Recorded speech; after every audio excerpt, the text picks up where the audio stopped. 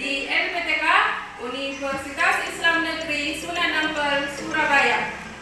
Pada hari ini, Senin tanggal 28 Agustus tahun 2023 akan melaksanakan praktik pembelajaran di kelas 5A Min 2 Tanah Toraja. Tujuan pembelajaran menganalisis upaya yang dilakukan Nabi Muhammad SAW dalam menegakkan kesepakatan dengan kelompok non-muslim. Menggunakan metode pembelajaran problem-based learning dengan strategi membuat big book. Semoga bermanfaat. Silahkan saksikan videonya berikut ini.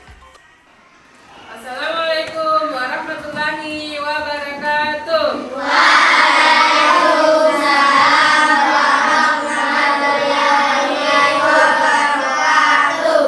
Alhamdulillah, pada hari ini kita masih diberi kesempatan untuk hadir dan belajar sejarah kebudayaan Islam.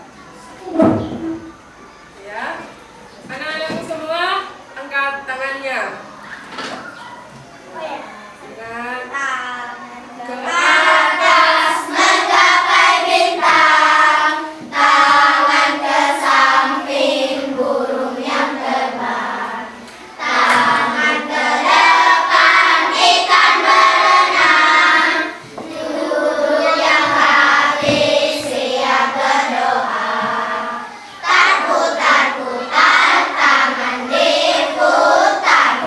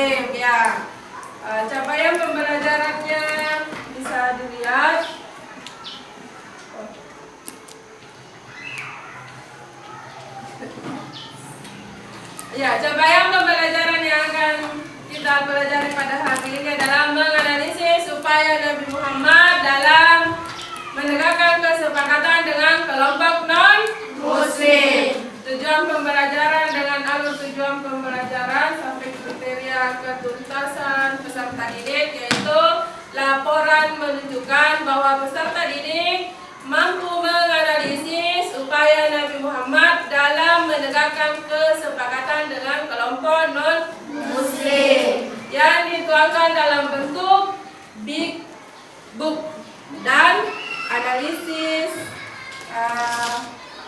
kuisis nanti, asesmen formatif melalui kuisis yang akan menampilkan video sumber belajar. Silakan disimak videonya ya. Oke, silakan disimak.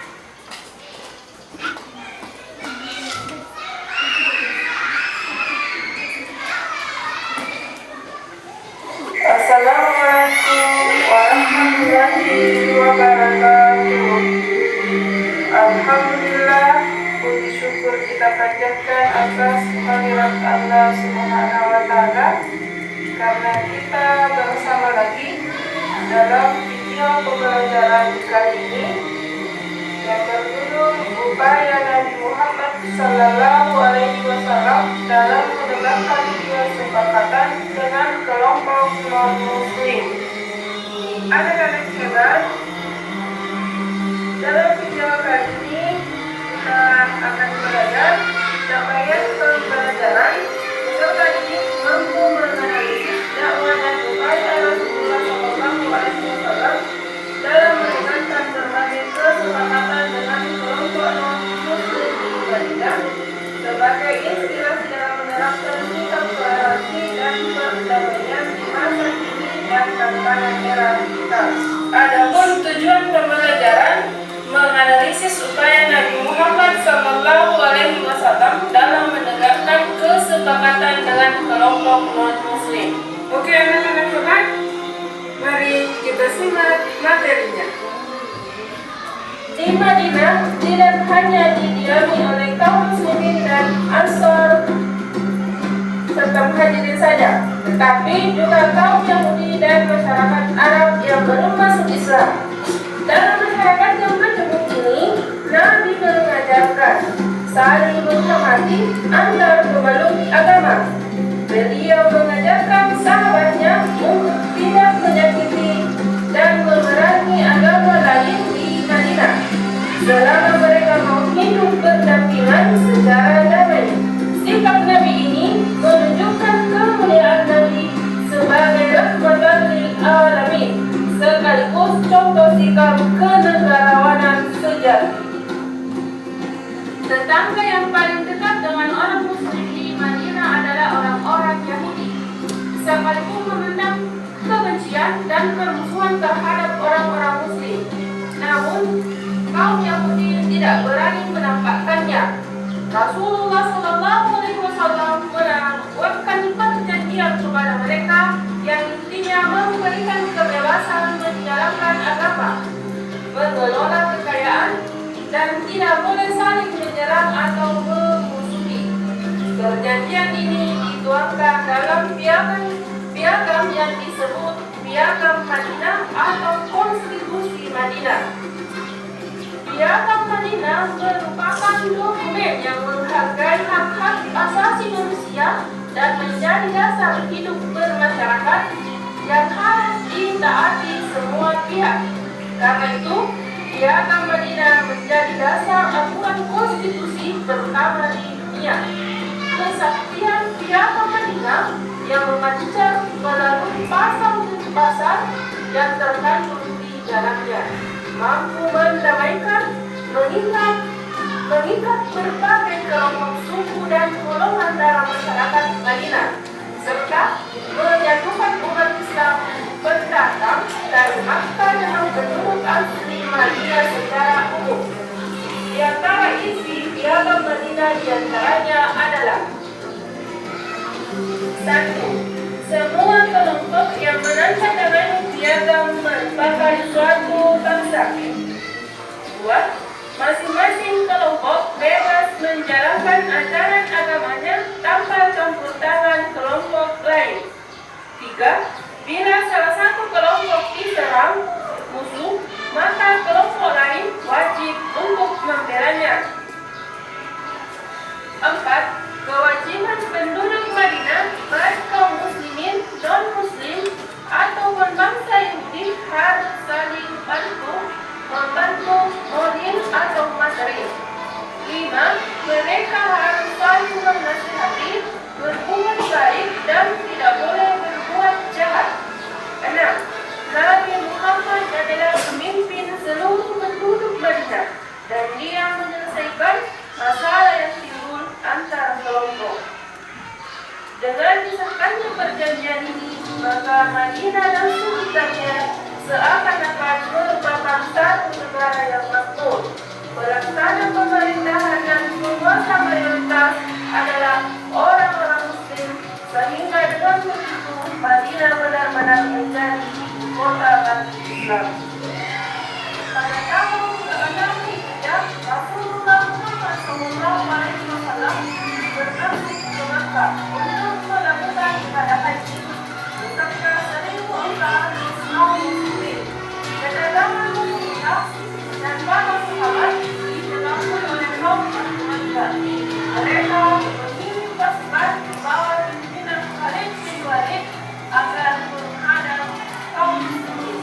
Namun, pasukan tidak berhasil menemukan Rasulullah SAW dan sahabat karena menggunakan jalan lain di Makkah. Sebelum tiba di Makkah, Rasulullah bertiba di Hudaybiyah, beberapa kilometer dari Makkah. Rasulullah SAW memutus Utsman bin Affan untuk menyemangati kafir Quraisy di Makkah. Untuk menyampaikan tujuan kedatangan Rasulullah ke Makkah untuk beribadah haji. Namun, sahabat Utsman lama tidak kembali. Setelah disepakatinya perjanjian Hudaybiyah, Rasulullah SAW mempunyai kebebasan menjalin komunikasi dengan raja-raja di Jazirah Arab tanpa halangan dari kaum kafir Makkah. Kesempatan ini memanfaatkan sebaik-baiknya oleh Rasulullah. Beliau besar mengirim utusan ke raja-raja non-muslim di Jazirah Arab dan sekitarnya, seperti Raja Habasyah, Ghassan, Kaisar Romawi, Kaisar Persia, dan penerus Mesir. Berbeda-beda. Raja Najasyi menerima surat Nabi dengan lapang dada dan masuk Islam. Membalas surat Nabi disertai pernyataan keislamannya. Ada pula yang menerima secara halus dan masuk Islam dan tidak masuk Islam dan santun, namun ada juga yang menolak secara kasar dan keji. Raja yang menolak secara halus adalah Kaisar Heraklius dan Raja Mesir Muqawqis. Bahkan Muqawqis memberikan hadiah kepada Rasulullah SAW. Adapun yang menolak secara kasar dan keji adalah Raja Ghassan yang membunuh utusan Nabi Harits bin Umair dan Raja Persia yang menolak surat dari Rasulullah SAW. Atas perlakuan kasar Raja Heraklius ini terjadilah perang Mu'tah. Nabi mengirim pasukan perang sebanyak 3.000 orang pada tahun 8 Hijriah. Dalam peperangan itu, pasukan Islam mengalami kesulitan menghadapi tentara Hasan yang mendapat bantuan dari Romawi, sehingga berjumlah 200.000 orang. Khalid bin Walid pun menarik pasukan Muslim kembali ke Madinah. Adapun terhadap perilaku Raja Persia yang merobek surat Nabi, maka Nabi bersabda, negara Persia nantinya akan tercabik-cabik sebagaimana rajanya merobek suratku. Sabda Nabi ini suatu hari menjadi kenyataan, yakni negara Persia hancur. Di samping mengirim surat ke berbagai raja non-muslim, Rasulullah SAW juga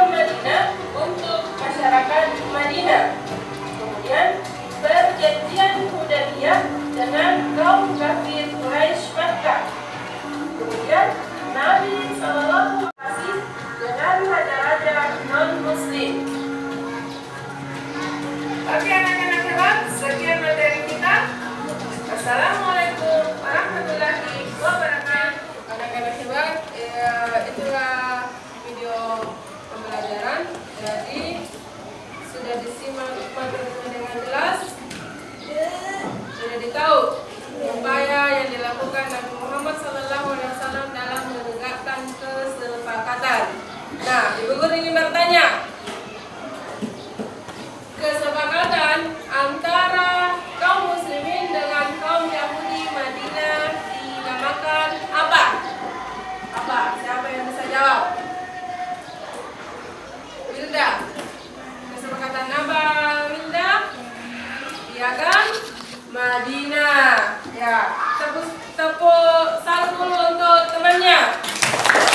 Salut, salut. Salut, salut. Salut.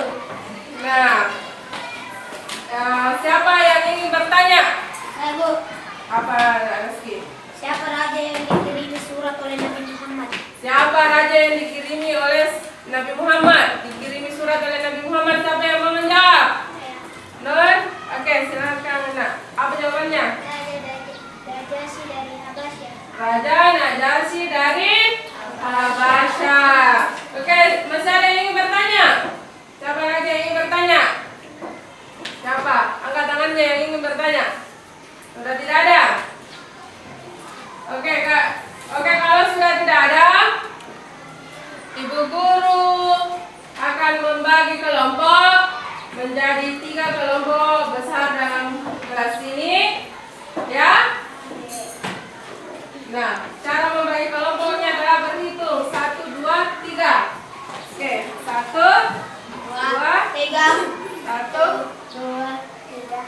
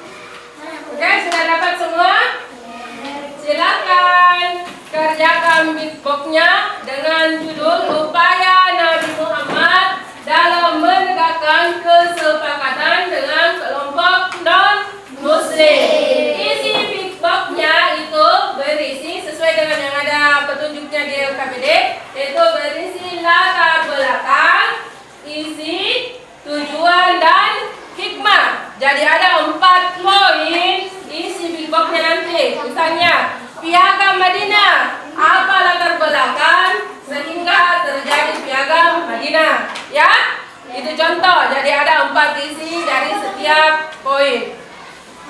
Oke, silakan dikerjakan. Ibu Guru kasih waktu 10 menit.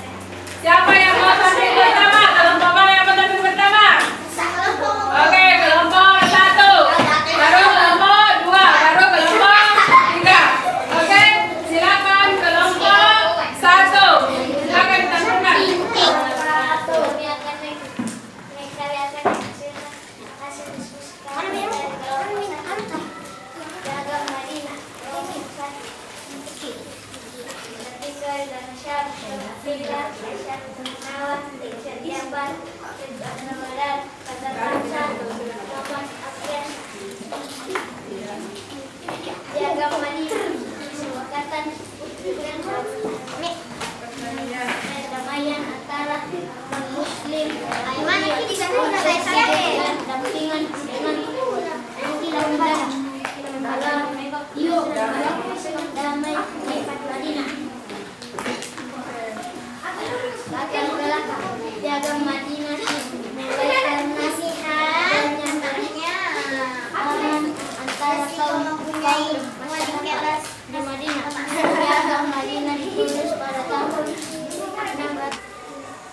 Tujuan Piagam Madinah menyatakan dan menciptakan kehidupan masyarakat Madinah yang damai dan tentram di balik segala perbedaan yang ada.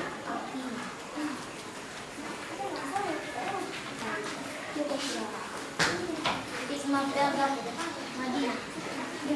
Melalui Piagam Madinah ini Rasulullah SAW telah meletakkan fondasi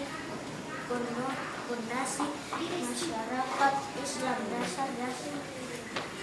dasar sosial, politik dan persatuan masyarakat. Selain itu, Piagam Madinah juga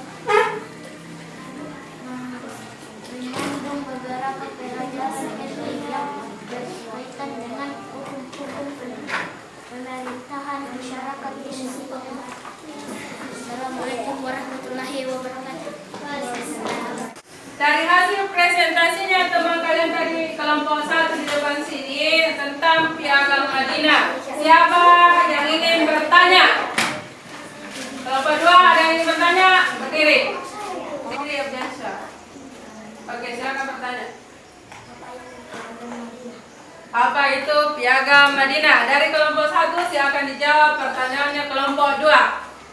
Aisyah Tukinawa.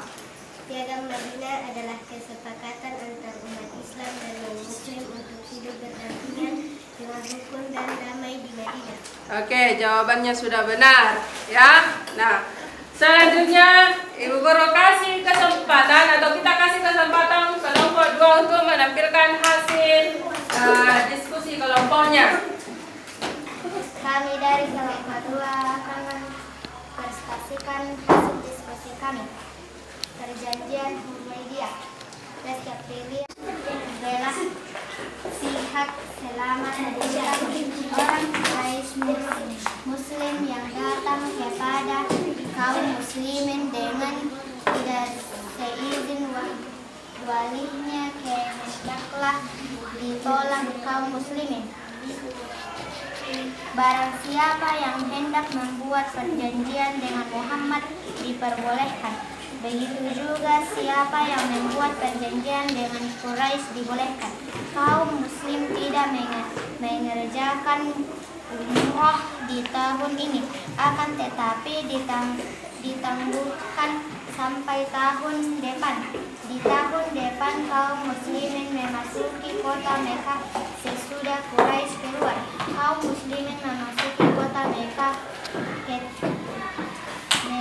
tidak boleh membawa senjata kecuali siapa ia Afrika untuk masuk Islam. Assalamualaikum warahmatullahi wabarakatuh.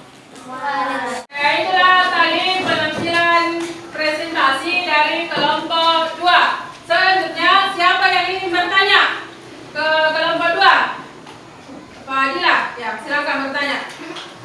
Apa itu perjanjian Hudaybiyah, ya. Pertanyaannya adalah apa itu perjanjian Hudaybiyah? Silakan kelompok 2. Siapa yang ingin menjawab pertanyaan dari temannya? Berdiri, jawab.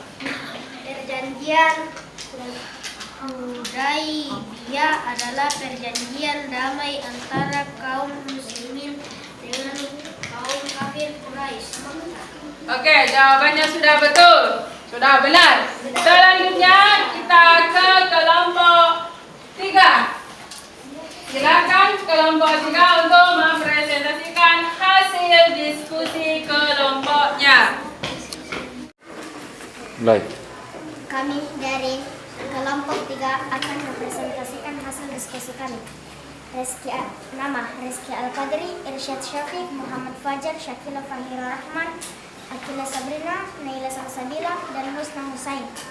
Judul komunikasi surat. Kaisa Homawi Merah.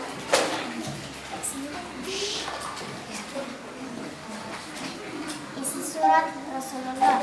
Berikut ini surat kepada Negus menurut para sejarah Islam. Aku mengerjakan engkau kepada Allah Subhanahu wa Ta'ala yang Esa mempersatukannya sesuai baginya. Aku mengerjakan dan taat patuh kepadanya yang mengikuti aku akan meyakini ajaran yang mendatang kepadaku. Berikut isi surat kepada Heraklius menurut para sejarawan Islam.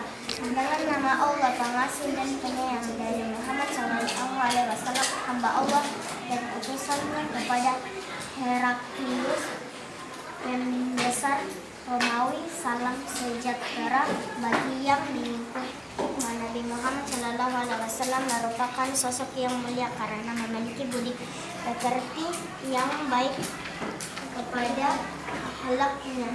Ia akan tunjukkan baik saat bergaul dengan orang Islam maupun non-Muslim. Assalamualaikum warahmatullahi wabarakatuh.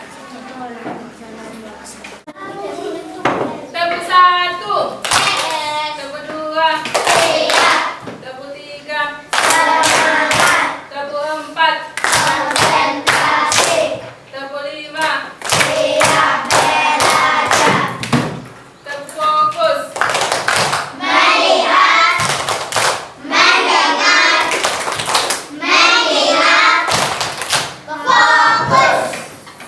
Oke, jadi setelah anak semua mempresentasikan hasil diskusinya, hasil bikopnya, jadi terkumpul bikop seperti ini. Jadi hari ini hasilnya adalah ini, ya. Upaya Nabi Muhammad dalam menegakkan kesepakatan dengan kelompok non-Muslim itu, kesimpulan dari Anda semua sudah termuat di big box ini untuk hari ini, ya. Nah, jadi latar piagam Madinah ini menurut kelompok 1 yang tadi, ya.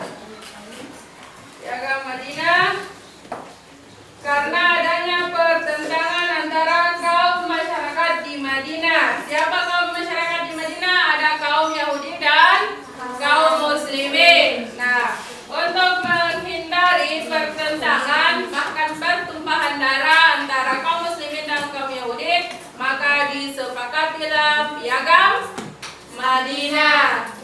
Nah, selanjutnya, apa tujuan dari perjanjian Hudaybiyah? Siapa yang tahu? Tujuan dari perjanjian Hudaybiyah adalah untuk menghindari pertumpahan darah antara kaum Muslimin yang ingin berhaji di Mekah dengan kaum kafir Quraisy Makkah. Nah, dari kelompok 3 tadi apa materinya kelompok 3? Komunikasi dengan raja-raja non-Muslim. Raja-raja non-Muslim. Komunikasi dengan raja-raja non-Muslim itu apa hikmahnya?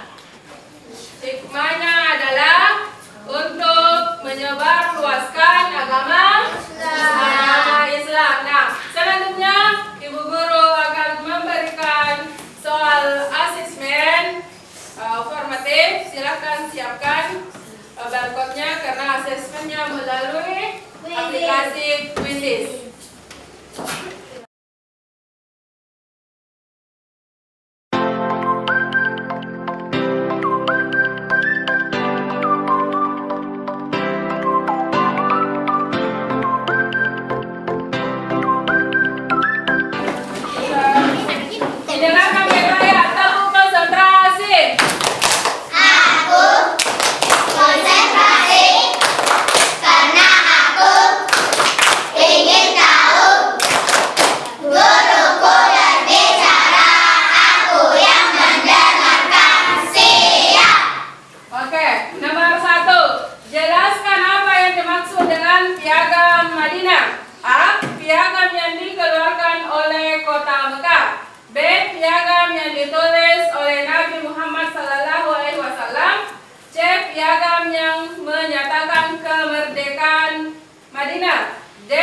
piagam yang mengatur hubungan antara kaum Muslim dan kaum Yahudi di Madinah? Angkat jawabannya.